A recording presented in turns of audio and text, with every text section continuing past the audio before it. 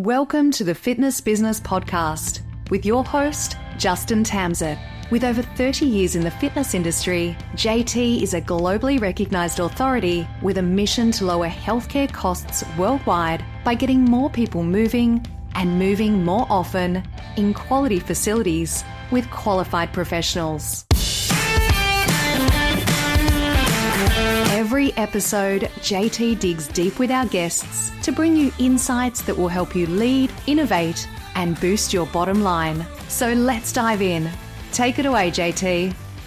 How much time, energy, and resources do you put in to marketing your business? Most businesses I work with spend anywhere from 4% to 15% of revenue in customer acquisition strategies every month. What's your marketing budget for new staff acquisition strategies? Do you have a line on your P&L on how much you spend in acquiring great talent for your company? This week's episode will have you wear your sales and marketing hat to ensure your job ads stand out, that you're getting testimonials from your current team members, you reward referrals for new staff, plus a killer method to build a bench of potential staff members. All right, Fitness Business Podcast listeners, Season 3 is where we stop taking notes and start taking action. Remember, Season 3 theme is From Talk to Action. So did you enjoy the first of our live events with Lindsay Vastola last week? She sure knows her emotional intelligence stuff. If you missed it, don't panic.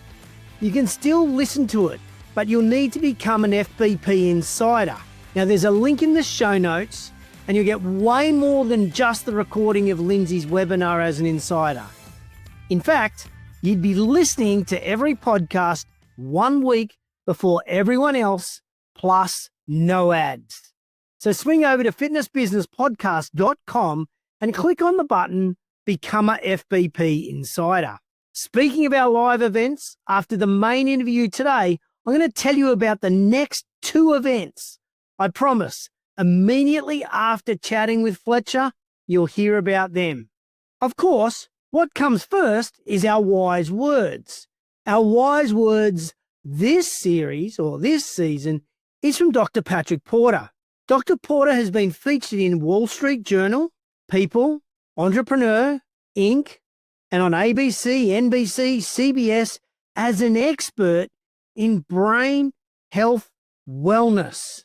Today, I started with, how do we start the day with clarity and calmness? Well, you have to do something to get it's a brainwave called SMR. So when we're talking here, we're talking mostly our brain should be in beta because we're communicating, we're reacting to information, we're going back and forth. But a lot of people right now, even though they slept through the night, they still wake up and the primary part of their brain is in delta. Now, delta is the sleeping brain. So we've measured about 30,000 brains here at BrainTap, and I can tell you 90% of them were over 60% in delta while they were awake, which means their brain was trying to shut down while they were trying to go. So think about like a car in reverse and forward at the same time. So what people do is they'll caffeinate, they'll eat chocolate and sugars, and they think that's what their brain needs. That's not what their brain needs at all. Their brain needs ATP, right? That's the fuel of the cell. When you wake up in the morning, your sleep cycle starts in the morning. So I always recommend some kind of SMR training. You can do it in 2 ways. If you don't own the BrainTap, you can sit on the end of your bed and you can do some what we call psychological breathing, where you breathe in as deep as you can and you just let it out. I mean, if you're alone and you can scream, you can even do that for the first one if you feel that frustration. Because what we need to do is all those emotions are electrical currents in the body. So it's tied up. Like when you feel like you're tied up in knots, you have anxiety in your gut, that's energy. It needs to be dispensed. And the muscles are holding it. Every muscle has kinetic energy. So when you do that psychological breathing, it usually takes 3 to 4 minutes to really regulate your body. Now, if you have BrainTap, it's really easy. Just go to one of our AM sessions, you put it on. And the nice thing is, it's going to put your brainwave into a balanced state before you start the day. So imagine you're in a lake, and you want to go directly across the lake, but you're off 15 degrees when you start. Where are you going to end up? So that's what people do in the morning. So the other thing I would recommend is never drink coffee first thing in the morning. I know a lot of people do that. Get up in the morning and drink a glass of water and get some what they call a full spectrum salt, Celtic salt, sea salt, not table salt. It has to be one that has all the minerals in it because our body is demineralized. Some people would say you should get this salt and put it in every glass of water you have, just a little bit of it, because our cells need it. Think of every cell like a battery. And if it doesn't have the right charge, it's a drain on the system. But when those cells are all working together, they actually generate more energy and they help the cells around them. They call this photobiomodulation. What happens at 2 p.m. in the afternoons for most people? 2 o'clock in the afternoon, a person on Earth in their time zone will have a 2-degree drop in temperature. That's why you think you're hungry. You think you're thirsty. And if you're neurologically out of balance, it might even drop lower than that. You might think you have low blood sugar. And you might, because your body is going to correspond to the condition that you create. But the reality is what you need is a nap. You know, these bodies were designed all the genetics goes right back to the Serengeti. And what do they do at 2 o'clock in the Serengeti? They're not out there running around, answering cell phones and doing that. They're sleeping. The lions are sleeping. Everyone's sleeping. So these bodies were designed for a nap. Now we can't do that anymore. I don't have 4 hours to take in the afternoon to take a nap. That's how long it takes, proven in science, that you would need to take a nap. So what we do is that 20 minutes mimics a 4-hour nap. We've actually proved that we give you more energy than a 4-hour nap because we're going to fill the cells with ATP because that has an effect on our physiology. Thanks, Dr. Porter. But seriously, hit pause right now and go to the show notes on your player or at fitnessbusinesspodcast.com and bookmark Dr. Porter's details. And the cool thing, we have him for the rest of season 3. And next episode, he will explain what brain tap is and go into your brain waves. Now, one more reason to listen beyond the main interview is we have Mark Harrington as our Rexer in the trenches this week. And he's sharing a specific strategy to have your team buy into your business decisions and stop any crosstalk and rumors around those decisions. So who is Fletcher Wimbush? Well, he is the transformative CEO of Discovered Performance Hiring Software and has dedicated a decade to tackling hiring's hardest problems. A thought leader in his field, he's published extensively on reference checking, aptitude assessments, and AI's role in candidate selection. You'll find in the show notes a link to his fact-driven hiring system, proving his role as a game changer in this hiring field. And Fletcher recommends we all read the book Who by Jeff Smart.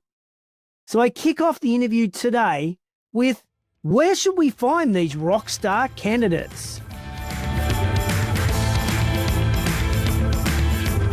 So I'm going to give you 3 really simple methods that you can use. Now, being in the fitness industry, the first 2 are going to be probably the most powerful, and the third will be really for your advanced operators who really, really commit to getting this right. So, look, the first one's not rockets. It's job boards, but you got to get the most out of those job boards. And one thing I like about the fitness industry is you guys are really good sales and marketing people. So when it comes time to hire, the first trick to leveraging job boards is, number 1, is put your sales and marketing hat on. Don't post a boring job description. You got to make this exciting. You got to connect with your people and the value proposition that you have for them to come work at your gym or your fitness outfit, whatever it is that you guys are doing, and connect the dots for them. So that's the kind of number 1. Write your advertisements in those ways. Be creative. Now, when it comes to job boards, it's really simple. In the US, we're talking about Indeed, number 1. If you haven't figured that out, which hopefully you have, but I've come across people who haven't. Number 1. Number 2, ZipRecruiter you want to be on. And number 3, you want to be on LinkedIn. So that's it.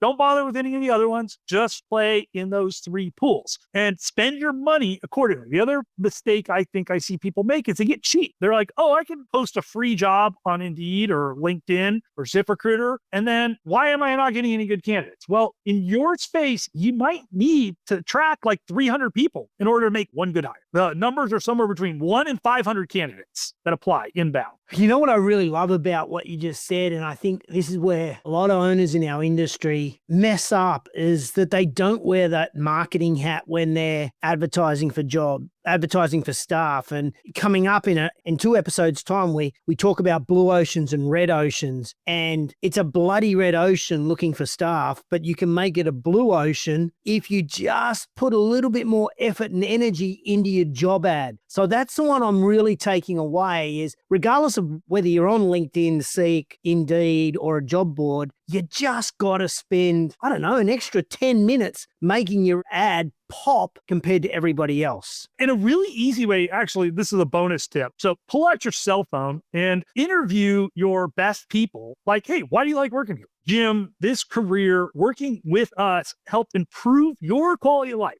Personal. How has it helped you improve your professional career? So yeah, I used to work in this other gym and it got stagnant, whatever. Or I make 20% more because the machine that this gym produces of quality clients that, are more primed or more prepped to be our ideal client who want to stick with the program, whatever it is, right? I don't know, get the stories out, right? And then, go to the Philippines and just go have them edit that for you for $20. I'm exaggerating. I mean, it may cost you $100, but turn those stories and then take some of those highlights from those stories and put that into your ad. So like, hey, testimonial, Joe, trainer, been with us 5 years. This is how we've improved his life, right? As an extra tidbit in that, some of the other things you're going to talk about in that ad. You really are wearing that marketing hat. I love it. What about when we actually get to interview them? Are there any techniques that you suggest to consistently, I think you said 1 in 500, but get that 1 in 500? How do we select the best candidate through our interview techniques? Okay, I want to share one more recruiting tip before we get to the interview. Is that okay? I know we're probably on a short time frame, but I think this one is, to me, the most valuable one. It's kind of common sense as well, but I think we're going to talk and break it down for you. Referrals. Flat out referrals. Yeah, why not? You do referrals for everything else, for clients and, training clients or gym memberships, like whatever. But my guess is everybody's like, oh, I get referrals, yeah, we get some referrals and those have been good. Or, when you started your gym, who did you hire first? Well, it's probably somebody you knew from your network. But then at some point, now you're working more on your business or whatever, and you've got like lots of people, and we lose sight of that as our businesses grow. And the theme I want to drive home here is I want to build companies who have a culture of employee referral, that it should be so ingrained in the culture of your company that every day, it might sound extreme, but we're talking about, hey, who do you know? Who do you know? Have you thought somebody?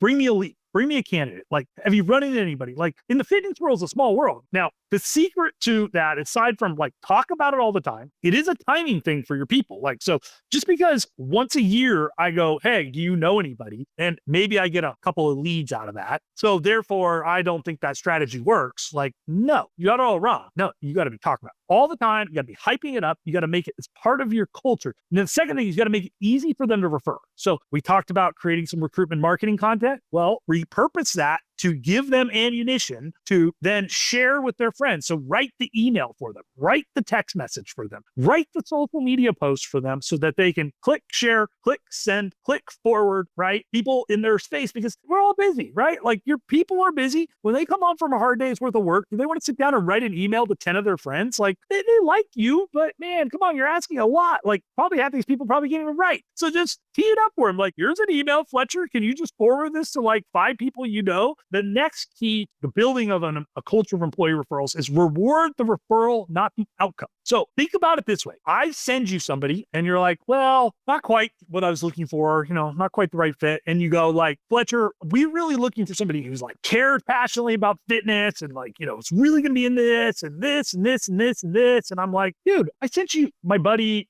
he's a nice guy. Like, I think he had a shot. Like, now you just kind of beat me down over sending you a referral, doing you a favor. Like, don't do that to your people, man. Give me a gold star, high five, public recognition. Shit, pay me $100 for that referral. It's worth every penny of it, even though you didn't hire them. I mean, that extreme about it. Reward the activity. The fact that I cared enough to introduce you to somebody, anybody, is what you should be rewarding or recognizing me for. I don't even care if you pay. A lot of companies pay, have bonuses. I don't think you even need those programs, frankly. It's recognition. Give me a gold star, call me out in front of the rest of the team, give me a high five, thank me profusely when you don't hire my referral. That's the secret to success. And a different way of thinking about this is the traditional ways are ass backwards. On that referrals, I remember reading an article about Zappos, and they work really hard on referrals. And I believe that they found an appointment for 95% of those job roles before they actually went public by going to their staff. And they said, in 7 to 10 days, we're going out with this job ad. So if you know someone that wants this role, tell them now that they've got the foot in the door before anybody else. Love that concept. Thanks for sharing. All right, so let's go to the interviewing side.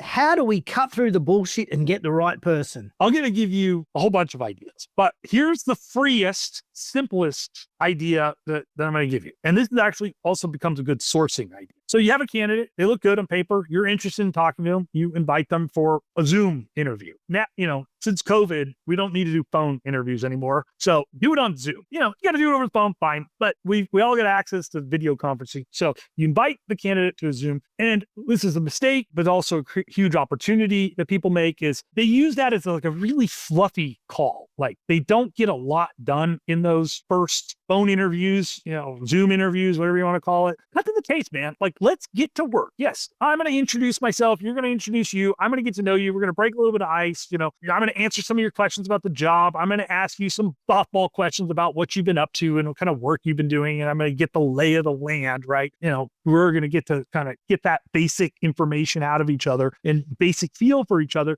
But then as soon as I go, hey, so you were working at 24-Hour Fitness and you were the lead trainer and, oh, that's cool. I know some guys over at 24/2. That's a great program. Well, why are you maybe looking to make a move? Well, I'm looking to specialize, blah, blah. Okay, great. All that good stuff. Great. So, hey, when you were at 24-Hour Fitness, who did you report to? Who's your GM there? Oh, it was John. John, oh, cool. So, if we get to the next step in this process, could you get John to connect with me and have a short call so him and I can talk about the time that you two spent working together? Now, this is the moment of truth right here. So this is going to go a number of different ways. Oh, shit. No, Fletcher, I'm not giving you John's number. Yeah, exactly. I'm hoping for an emphatic yes that John and I are buddies. We loved it. We crushed it. I was like 120% at goal every year. Like we were going out and having drinks because we loved each other so much. We were blowing things up. We were having a great time. That's what I hope to hear is a pretty emphatic, like, oh yeah, no problem. John and I are like this, right? But you're more likely going to get, and you're going to get that. And that's what we're looking for. And then you need to actually talk to John too, by the way. But you're going to get like, oh, he doesn't work there anymore. Well, that wasn't my question. My question was, if we go further in the process, can you get John to talk to him? Him working there has nothing to do with whether or not you could pick up the phone, call him, and schedule a call for me to talk to him. So I'm going to help them overcome those objections by helping them overcome them by course correcting, reiterating the question, being a pit bull. Like, we're not moving forward until you give me a clear-cut answer on this. It's a yes or a no. Yes, you can do it. No, he will not. Or I don't want you to. That's fine. I don't want you to talk to John is an acceptable answer because now I get to ask why. The other one's going to be is that HR has a policy against it. That's garbage. Again, my question wasn't whether or not HR has a policy against it. My question is if we take the next step in this, can you call your buddy John, your old boss, John, and ask him to speak to me? What is he going to say? Is he going to agree to do so? Yes or no? That's it. And if his answer is no, you got to speak to HR. That's an acceptable answer. But when they lead with HR has a policy against it, that is not a direct answer to my question. I love the yes or no bit. That's gold. So you're going to get all sorts of noisy responses here. That's already a red flag, but I'm going to pin them down to a definitive yes, I'm going to be able to do this, or no, I'm not going to be able to. And then I'm going to be able to ask why. And we're going to be able to dig into that. Now, I think what you're going to find in most cases. What about profiling? Because profiling seems to be the in thing. What is there a profiling tool that you like to use? I'm biased, but we own our own 30 plus proprietary assessment tools and whatnot. But in the gin space, so the number one thing you can do from an assessment or behavioral profile, the most predictive thing you can do in this space is integrity and attitude assessments. Personality is far down the list in terms of importance. If the person lacks integrity and has a shitty attitude, then they're going to be a problem no matter how talented they are. And oftentimes they're also not talented and have a bad attitude. So they're a double whammy. They're problem generator. Stay far clear away from that. I always say if they've got a bad attitude, lack integrity, send them to your competition. There's a job down the road. Just go down and work there. Yeah, exactly. Yeah. And then when they piss off all their clients and their coworkers, then they're all going to want to come work for you or come, sign up for your gym, right?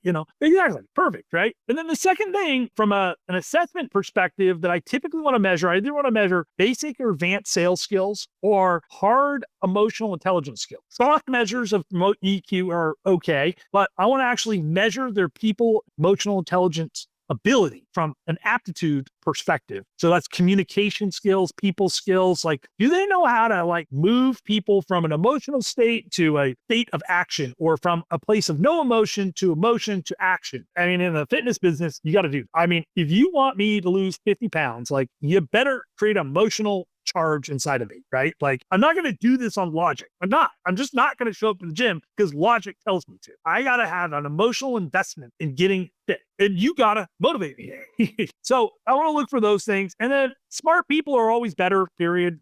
Like intelligence, cognitive ability. So typically looking at those. Again, if it's a hardcore sales environment, I may want to layer in some sales skills testing in there as well. Now, we've already ascertained that getting the right person is so critical to our business. I do worry sometimes, Fletcher, that in the world that we now live in, that AI is taking over in that recruitment process. Can AI help us or hinder us in recruitment? Yeah, I think it only helps, frankly, but I'm a little biased, I guess. When AI came out, and I'm going to share this with your audience, is our hiring expert GPT, but it's phenomenal for this fundamental stuff, like creating a job analysis, creating clear and measurable expectations, creating clear, smart goals for training and onboarding new hires. So that's all the stuff you need to do before you even post your job ad, by the way. But it's going to help you create all of that stuff, right? And this GPT I'm going to give you guys is free. I mean, you pay the $20 to ChatGPT and, whatever. And it's going to walk you through doing those steps that nobody does, but can now do like in seconds and should be doing. But more importantly, when you get to the recruitment marketing piece, all those videos I did on phone, right? I take those transcripts and I just plug it right in and be like, write me a killer job ad. Write me an email I can send to my team that they can use to promote this.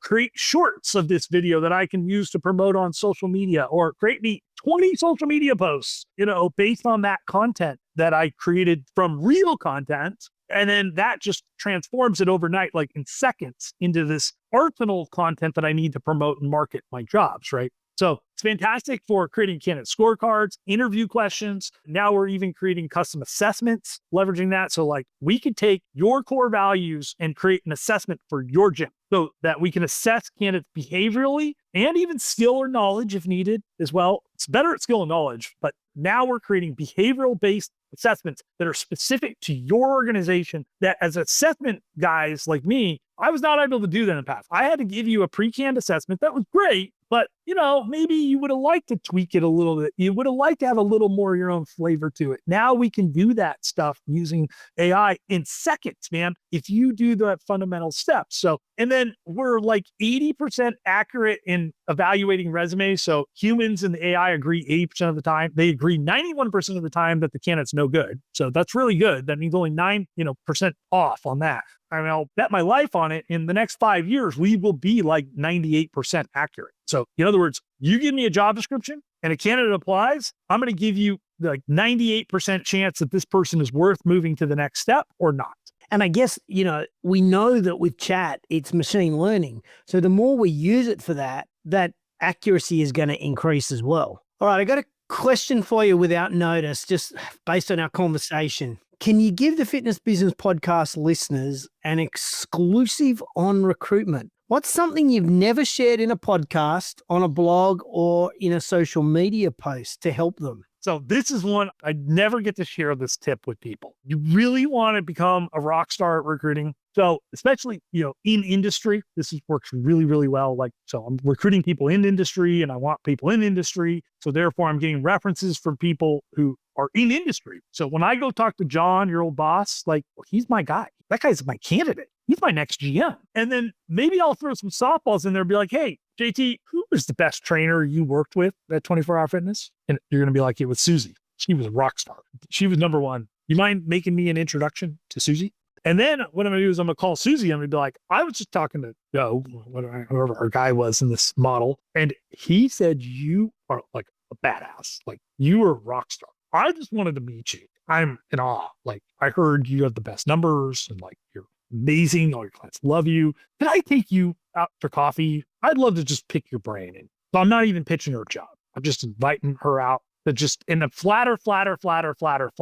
And yeah, she's going to come and she's going to more often than not say yes. And now I get to build a bench because maybe she's not ready to leave 24 hours. She's too committed. She's too successful. She's not going to leave there easily. Now I'm starting the journey of becoming her BFF. And you know what? If I keep that up and I create a bench of like 5 to 10 of these Susies, and I do that over time, then there's going to be a day in the next year that 1 or 2 of them are going to be like, all right, we've gotten to know each other. I know about your kids and your dog and you know about my kids and my dog, and like we like each other. I think I'm ready to make the move.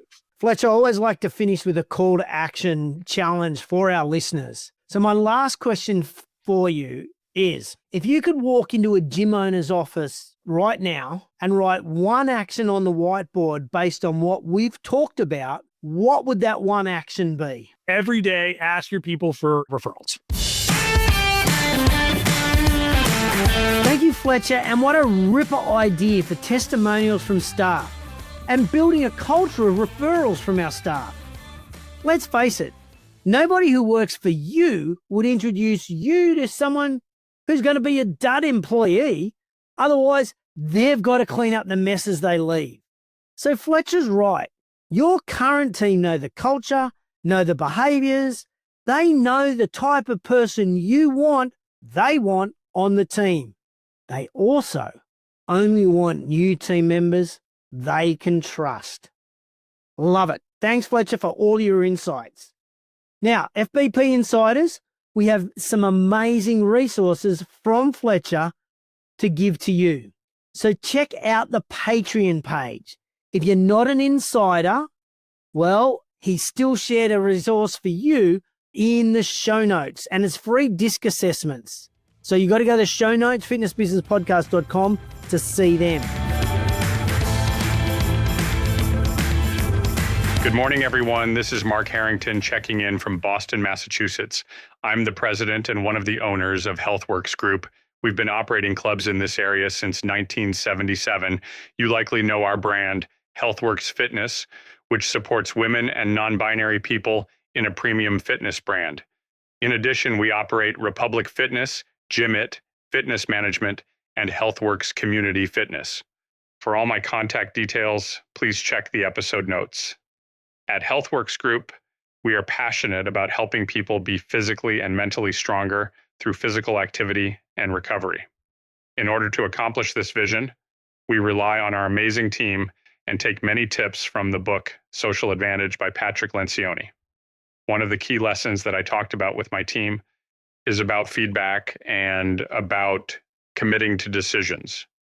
Feedback is essential. It's not always easy to hear, and we don't always want to hear it, but it helps us make better decisions.